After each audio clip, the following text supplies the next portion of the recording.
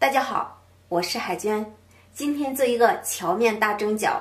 小时候妈妈经常给我们做着吃，想一想都要流口水，粗粮细做，好吃还健康。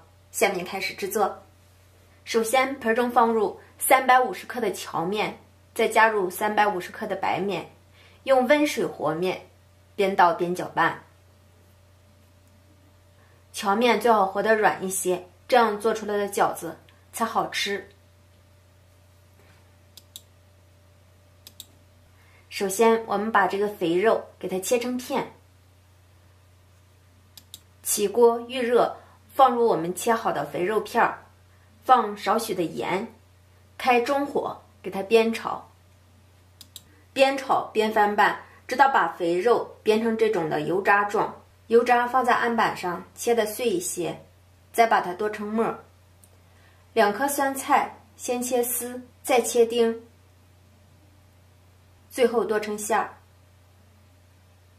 然后我们攥出酸菜多余的水分，放入盆中，再放入油渣，1颗大葱切得碎一些，多放一点葱会更有味儿。放在盆中，加少许的蚝油、酱油、鸡精、花椒粉，少许的盐，搅拌均匀。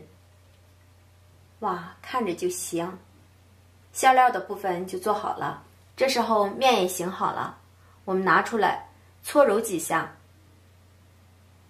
把表面揉光，直接搓成长条状，下成均等大小的面剂子。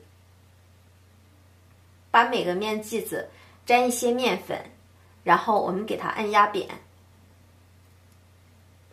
再用擀面杖擀成边缘薄、中间厚的面皮，放上我们调制好的馅料，包成一个大饺子的形状。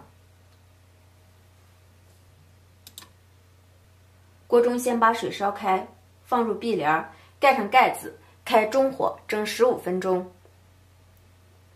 时间差不多了，打开盖子看一下，哇，香喷喷的。